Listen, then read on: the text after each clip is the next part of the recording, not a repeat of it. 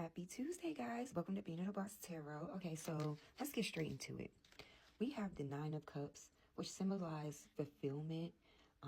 It could be excessive pride, smugness, somebody who has accomplished something and they are kind of showing it off.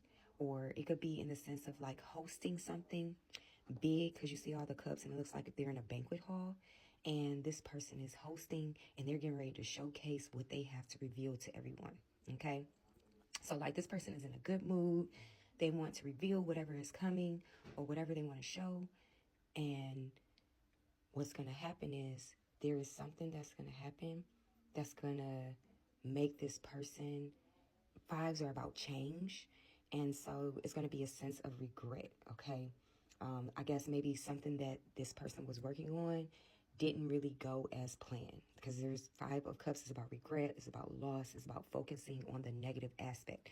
It's about something spilling over, maybe communication, because threes are about expression, and then cups are about emotions. So something that maybe emotionally someone wanted to communicate, or that they weren't able to communicate, or something that just didn't go right communication wise with this person. This person doesn't realize they have two other cups upright that they have, that they can really focus on, that they can start a partnership from, but they're not seeing it.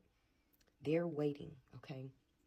And Nine of Cups is about fulfillment and about being, I'm sorry, not Nine of Cups. Three of Cups is about confidence and moving forward and wanting to initiate a new thing, a new project, a new phase, if you will. This may have came after someone rejected either you or this person. Yeah, I had to move, guys, because it was too much going on in the office and I'm trying to hurry up and get this message across. So yes, so the person who was feeling very confident, feeling very smug, very proud, boasting to the world about whatever their accomplishment is or whatever they're hosting, it didn't go as planned. It might have failed through. It probably tanked, or didn't, the show out or the turnout didn't come out as expected, like how the person wanted it to. This person might have felt a form of rejection. And so now they're in a point of initiating a whole new project, looking at things in a different way. And I think that's great. Like sometimes you plan and you kind of put the cart before the horse. And so, you know, you might be excited to explain and express what you're working on, and then it doesn't go exactly how you want it to go. I wouldn't be embarrassed about anything like that. I would take notes and just do it better the next time.